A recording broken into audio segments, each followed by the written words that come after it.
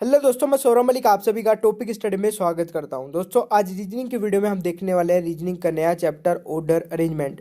Order arrangement बहुत ही अच्छा chapter है और इसमें हम देखेंगे सिटिंग अरेंजमेंट और लाइन अरेंजमेंट वाले क्वेश्चन, जो कि बहुत ही इंपॉर्टेंट है आपकी सभी परीक्षाओं के लिए। तो प्लीज़ आप इस वीडियो को पूरा एंड तक देखने की कोशिश करिएगा और अगर वीडियो पसंद आए तो वीडियो को लाइक और शेयर जरूर करिएगा। अगर आप चाहते हैं डेली आपको ऑनलाइन टेस्ट की वीडियो, करंट अफेयर की वीडियो, मैथ की वीडियो, रीजनिंग की वीडियो मिलती रहे तो नीचे रेड कलर के बटन को दबा करके बेल आइकन को ऑन कर लीजिएगा। आपके पास डेली नोटिफिकेशन पहुंचने स्टार्ट हो जाएंगे।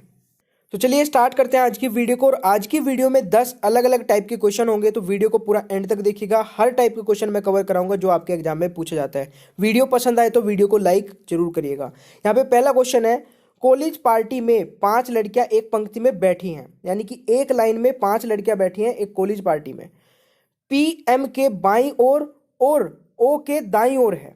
देखिए, पी जो है एम के तो बाईं ओर बैठी है और ओ के दाईं ओर बैठी है। यानी कि अगर एम को मैं यहाँ पे रखता हूँ तो ये इसका दाईं और ये बाईं हो जाएगा। तो पी के तो बाईं ओर है तो पी के बाईं ओर यहाँ पे हो जाएगा और ओ के दाईं ओर, यानी कि ओ अगर यहाँ पे होगा तो ओ का दाईं ओर ये हो जाएगा।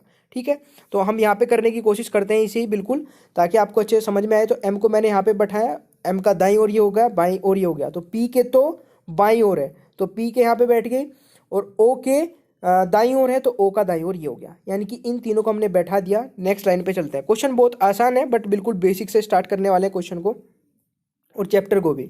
यहाँ पे बोला जा रहा है आर एन के दाईं ओर परंतु ओ के बाईं ओर बैठी है। तो देखिए, आर जो है ओ के बाईं ओर है और एन के दाईं ओर है। तो ओ के बाईं ओर कब होगी? जब ओ यहाँ पे बैठा है और ओ का दाईं ओर ये है तो बाईं ओर ये होगा। तो आर यहाँ पे बैठी होगी सॉरी, ये इसके बाईं ओर। ठीक है, ओ के तो बाईं ओर है, एन के दाईं ओर है तो एन का दाईं ओर ये हो जाएगा। तो इसका मतलब ये आर यहाँ पे आ गया। तो पूरा क्वेश्चन हो चुका है आपका कुछ इस तरीके से। ठीक है, देखते हैं क्या पूछा जा रहा है। यहाँ पे आर एन के दाईं ओर परंतु ओ के बाईं ओर बैठी है। मध्य में कौन बैठी है? तो बीच में कौन बैठी है आप देख लीजिए भाई। दो इस साइड में छोड़ दीजिए, दो इस साइड में, ओ बीच में बैठी है तो ओ आपका राइट आंसर हो जाएगा। तो क्वेश्चन ऑप्शन कौन सा हो जाएगा? Option A is the right answer. तो साथ ही साथ आप भी क्वेश्चन को ट्राई करते रहिए और जो भी आपके आंसर राइट होते हैं उसे कमेंट बॉक्स में लिखते रहिएगा। तो चलिए नेक्स्ट क्वेश्चन पे चलते हैं। चलिए क्वेश्चन नंबर 2 पे आ जाते हैं और साथ ही साथ आप भी ट्राई करिएगा इस क्वेश्चन को, बहुत ही आसान है, कर लेंगे। क्वेश्चन नंबर 2, एक पेड़ पर 5 पक्षी बैठे हैं। कबूतर तोते के दाईं ओर है।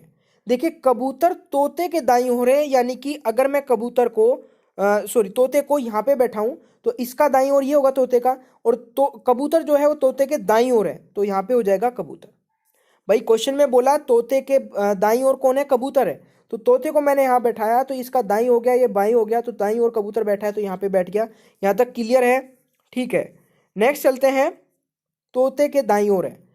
गोरैया तोते से ऊपर है तो गोरैया को तोते से ऊपर बैठा देते हैं, यानी कि एक स्टेप ऊपर कर दिया, यहाँ पे गोरैया आ गई। नेक्स्ट लाइन में क्या बोला जा रहा है? कौवा कबूतर से अगला है। तो आपका कबूतर कहाँ पे बैठा था? यहाँ पे, और कौवा कौन सा हो जाएगा? अगला है, तो नेक्स्ट इसका ये कौवा हो जाएगा। ये भी हो गया। एक एक लाइन को पढ़ते रहिए, उतना ही करते रहिए। ठीक है, पूरी लाइन को पढ़ के करने की जरूरत नहीं, जितना आपको मतलब समझ में आए वहां तक ही करिए। कबूतर से अगला है। फिर यहाँ पे बोला जाए सारस कौवे से नीचे है। सारस जो है वो कौवे से नीचे है तो सारस ये कौवे से नीचे आ जाएगा। तो ये भी बिल्कुल सिंपल आपने यहाँ पे बना दिया। अब इस क्वेश्चन में क्या पूछा जा रहा है? कौन सा पक्षी मध्य में है? तो यहाँ पे भी आप देख सकते हैं मध्य में कौन है। तो यहाँ पे देखिए, ये दोनों इस साइड हो गए, ये दोनों इस साइड हो गए, तो एक बीच में कौन आ गया? कबूतर। कबूतर मध्य में है तो यहाँ पे राइट आंसर कबूतर हो जाएगा। आपके एग्जाम में इस तरीके के क्वेश्चन कई बार पूछे जाते हैं तो राइट आंसर ऑप्शन बी हो जाएगा। अगर इस टाइप के क्वेश्चन आएंगे तो आप इजीली कर लेंगे। चलिए नेक्स्ट क्वेश्चन पे चलते हैं। क्वेश्चन नंबर 3 पे आ जाते हैं। 3 में क्या बोला जा रहा है? ए बी सी डी और ई एक बेंच पर बैठे हैं। ये आपके हो गए 5 बंदे, 5 ये A B C D E एक बेंच पर बैठे हैं, जिसमें बोला जा रहा है उनमें ए बी के बराबर में बैठा है। तो सबसे पहले ए और बी को साथ में बैठा देते हैं।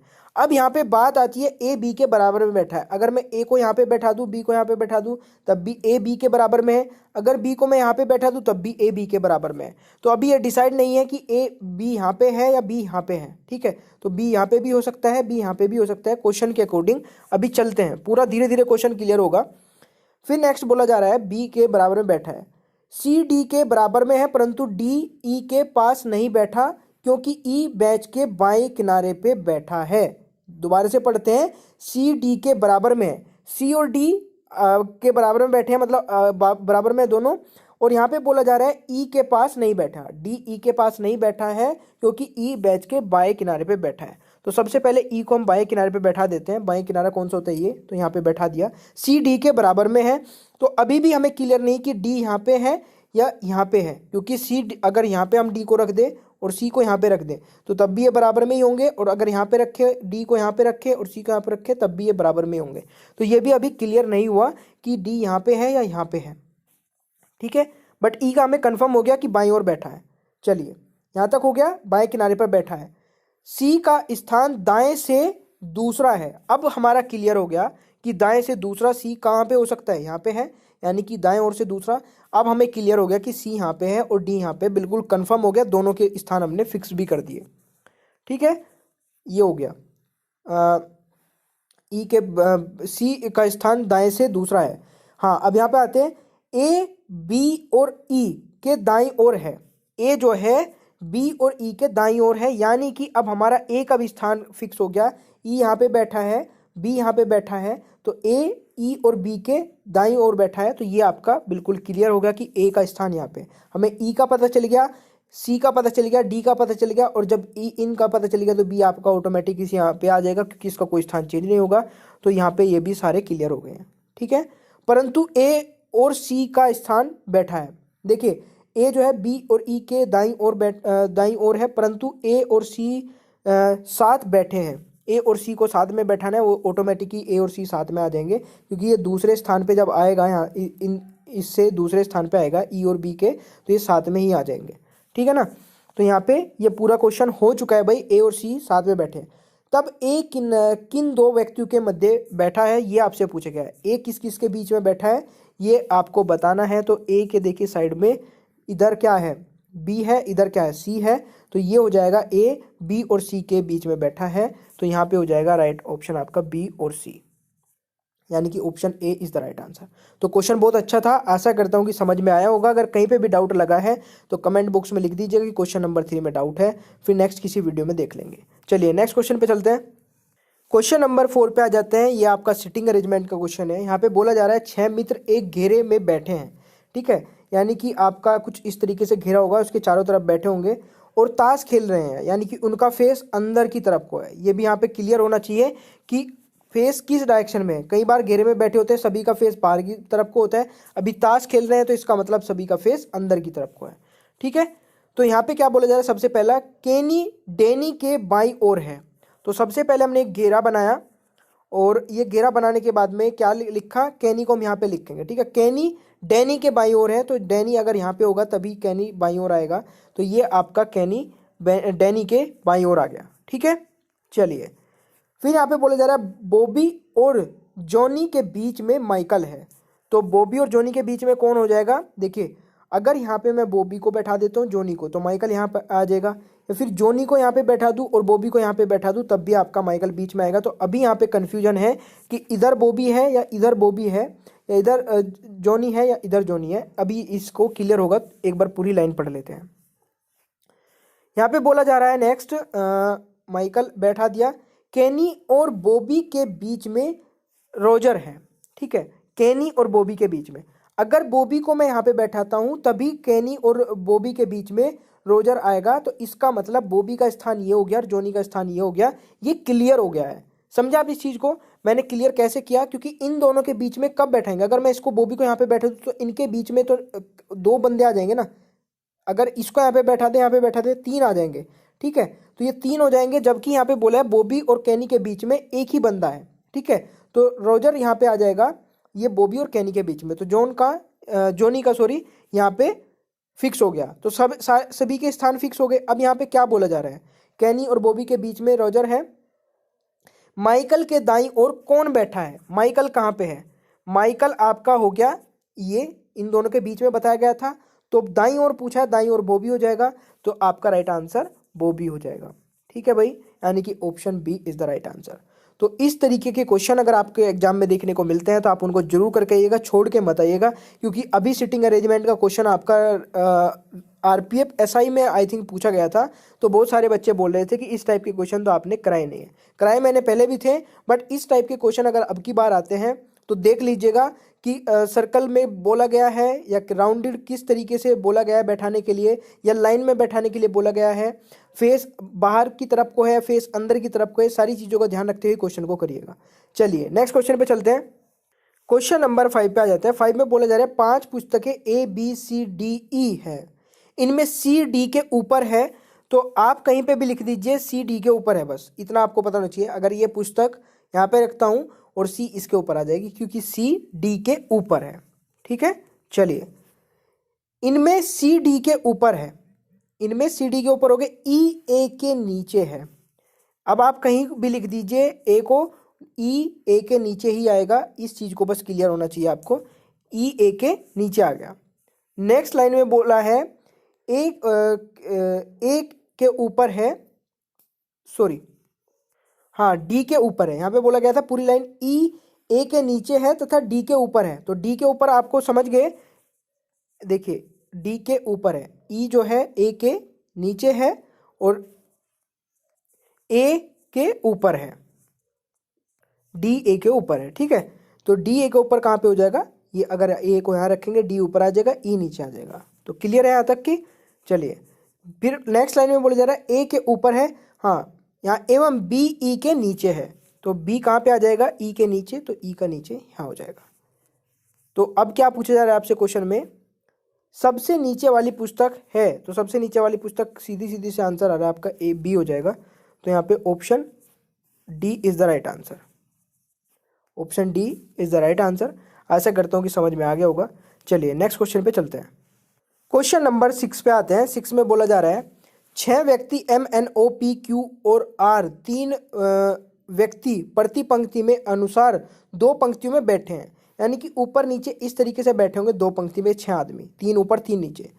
और यहाँ पे क्वेश्चन को स्टार्ट किया गया है Q से। Q किसी भी पंक्ति के अंत में नहीं है, यानी कि अगर 3 इसमें बैठे हैं, 3 इसमें बैठे तो Q इधर इधर नहीं आ सकता, इधर इधर नहीं आ सकता, अंत में नहीं है। फिर यहाँ पे बोला जा रहा है PR के बाईं ओर दूसरे स्थान पर है। तो PR के बाईं ओर कहाँ कब आएगा भाई, R के बाईं ओर तब आएगा अगर R को मैं यहाँ पे बैठा दूं, तो ये इसका बाईं ओर हो जाएगा और ये इसके बाईं ओर से दूसरे स्थान पे, यानी कि बीच वाला छोड़ के ये यहाँ पे आ जाएगा। तो दोनों के स्थान हमें मिल गए, R यहाँ पे आएगा, P यहाँ पे आएगा। ठीक है भाई,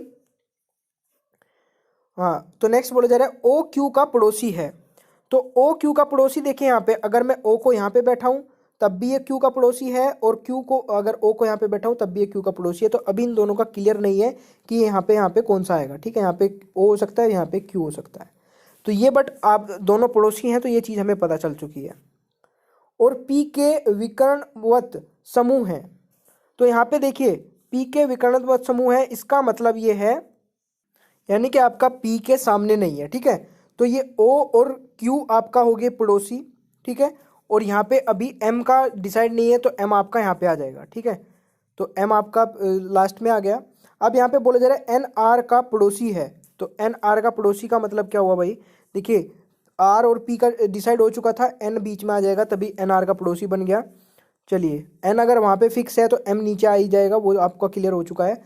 उपरोक्त सूचना के आधार पर N के सम्मुख कौन है।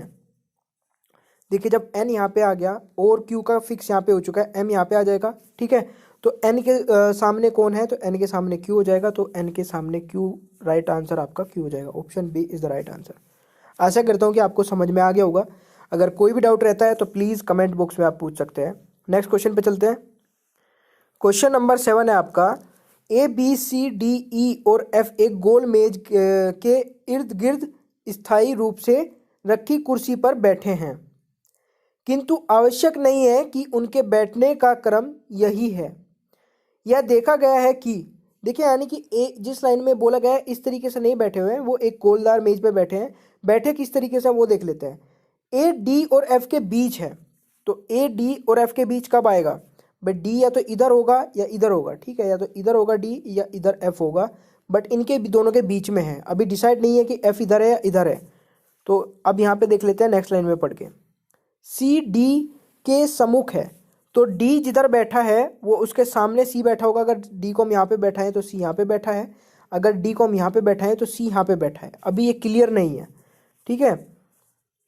सी डी के सम्मुख है, डी और ई अगल बगल कुर्सी पर नहीं है और डी बी के दाईं ओर है।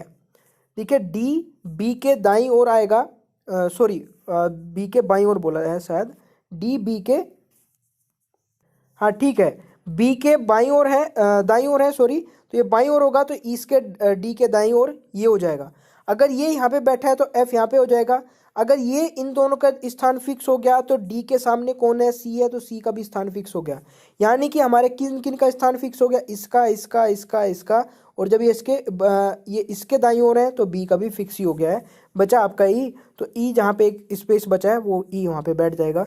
बट यहाँ पे एक लाइन और बोली जा रही है, डी और ई अगल बगल कुर्सी पर नहीं है, डी बी के दाईं ओर है, बी के तुरंत बाईं ओर कौन बैठा है, बी के तुरंत बाईं ओर कौन बैठा है, तो यहाँ पे देखिए बाईं ओर कौन बैठा है, देखिए दाईं ओर डी है, बाईं ओर आपका ई हो जाएगा, तो राइट आंसर ई हो जाएगा। मैंने बोला था आपका जो स्थान बच गया उस पर ई बैठ जाएगा, तो यहाँ पे ई आ जाएगा, तो राइट आंसर ऑप्शन सी हो जाएगा। आशा करता हूँ कि ये क्वेश्चन भी आपको समझ में आ गया होगा। ठीक है भाई, क्वेश्चन नंबर 8 है आपका, एक सभा में 7 सदस्य एक पंक्ति में बैठे हैं, सी बैठा है बी के बाईं ओर किंतु डी के दाईं ओर है, तो सी बी के बाईं ओर और डी के दाईं ओर हो जाएगा, तो सी इन दोनों के बीच में बैठा है, तो आप यहाँ पे अगर सी को बैठा देते हैं तो बी का बाईं ओर और डी का दाईं ओर हो जाएगा ये, ठीक है, ये पोजीशन।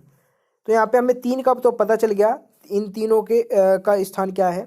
फिर यहाँ पे बोला जा रहा है ए बैठा है बी के दाईं ओर, तो ए बैठा है बी के दाईं ओर, यानी कि बी अगर यहाँ पे बैठा दिया था हमने तो इसका दाईं ओर ये हो जाएगा, तो ए का स्थान ये हो जाएगा।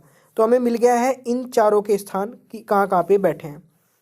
नेक्स्ट लाइन में क्या बोला गया है, एफ बैठा है ई के दाईं ओर किंतु डी के बाईं ओर एच बैठा है, एफ बैठा है ई के दाईं ओर, तो ई बट ई के सॉरी एफ बैठा है ई के दाईं ओर किंतु डी के बाईं ओर एच है, तो डी के बाईं ओर तो एच हो जाएगा, ठीक है, और तो एफ ई के दाईं ओर हो जाएगा, तो इसका मतलब अगर ई को हम यहाँ पे बैठा है ये इसका दाईं ओर हो जाएगा, तो एफ आपका यहाँ पे बैठा है। फिर दोबारा से पढ़ते हैं लाइन को, थोड़ा थोड़ा पढ़ के करते हैं क्योंकि पूरी लाइन में कंफ्यूज हो जाते हैं। ई के दाईं ओर किंतु डी के बाईं ओर है, यानी कि डी के बाईं ओर है, एफ जो है वो ई के तो दाईं ओर है किंतु डी के बाईं ओर है, तो डी के बाईं ओर कहाँ पे हो जाएगा, अगर डी को हम यहाँ पे बैठा है तो इसका बाईं ओर ये हो जाएगा, तो ई एफ और डी का हमारा पहले से स्थान फिक्स है, तो इन सभी का स्थान फिक्स हो चुका है। फिर यहाँ पे बोला जा रहा है एच बैठा है ई के बाईं ओर, एच बैठा है ई के बाईं ओर, तो ई का बाईं ओर कौन सा हो जाएगा, अगर ई यहाँ पे बैठा है तो इसका बाईं ओर ये, तो एच यहाँ पे बैठा है, तो इन सभी के स्थान आपको मिल गए। ठीक है, बीच में कौन बैठा है, तो यही आपसे इस क्वेश्चन में पूछ लेगा कि बीच में कौन बैठा है। देखिए 3 आपके इस साइड में, 3 इस साइड में, तो बीच में आपका डी हो जाएगा, तो option D is the right answer, यानी कि ऑप्शन बी आपका सही उत्तर हो जाएगा। तो आशा करता हूँ कि आपको ये क्वेश्चन भी समझ में आ गया होगा। तो ये था आपका 8वां क्वेश्चन। भाई क्वेश्चन नंबर 9 को आप खुद घर से ट्राई करेंगे, ये क्वेश्चन इसी टाइप का मैं पहले करा चुका हूँ। तो क्वेश्चन नंबर जो 9 है आपका HW है, होमवर्क है, तो इसको ट्राई करिए और जो भी इसका राइट आंसर आता है वो कमेंट बॉक्स में बताइएगा, ठीक है। और यहाँ पे क्वेश्चन नंबर 10 को भी आप घर से ट्राई करेंगे, और अगर आपसे क्वेश्चन नहीं होते हैं तो कमेंट बॉक्स में बता दीजिएगा कि सर क्वेश्चन नहीं हुए, तो उनको मैं आपको कराऊंगा फिर किसी प्रैक्टिस वाली वीडियो में, ठीक है ना। तो इन दोनों क्वेश्चन को मैं याद रखूंगा कि मैंने नहीं कराए थे, इन दोनों को मैं करा दूंगा। अगर सभी के आंसर आ गए तो नहीं कराएंगे, अगर किसी के आंसर नहीं आया एक भी बच्चे को, तो इनको दोबारा से हम करा देंगे, टेंशन बिल्कुल लेने की जरूरत नहीं है, ठीक है। तो 9 और 10 आपको करना है घर से, और इसमें सभी में आंसर भी दे रखे हैं मैंने इस PDF में, तो इन दोनों क्वेश्चन के आंसर भी आपको मिल जाएंगे। अगर आपको ये PDF डाउनलोड करनी है तो आप टेलीग्राम पे जाके डाउनलोड कर सकते हैं। टॉपिक स्टडी सर्च करिएगा टेलीग्राम पे जाके, आप टेलीग्राम पे जाएंगे तो वहाँ पे सर्चिंग का जो ऑप्शन होता है उस पर टॉपिक स्टडी सर्च करिएगा, तो जो सबसे ऊपर लिंक आएगा वहाँ पे जाके आप ज्वाइन कर लीजिएगा, वहाँ से PDF डाउनलोड करके आप पढ़ाई कर सकते हैं। बहुत सारे अपडेट मैं वहाँ पे देता रहता हूँ। अगर आप मुझे फॉलो करना चाहते हैं किसी भी सोशल मीडिया हैंडल पे, फेसबुक, इंस्टाग्राम, कहीं पर भी, ट्विटर पर, तो आप सर्च करिएगा सौरभ मलिक, SAURABHMALIK। तो अगर आप सर्च करते हैं सौरभ मलिक तो आपको सबसे ऊपर लिंक मिल जाएगा, उसे ज्वाइन कर लीजिएगा। कोई भी डाउट रहता है तो डायरेक्ट आप मुझसे मैसेज करके बता सकते हैं। तो फिर मिलते हैं नेक्स्ट वीडियो में। वीडियो को देखने बहुत बहुत धन्यवाद। आपका दिन शुभ हो।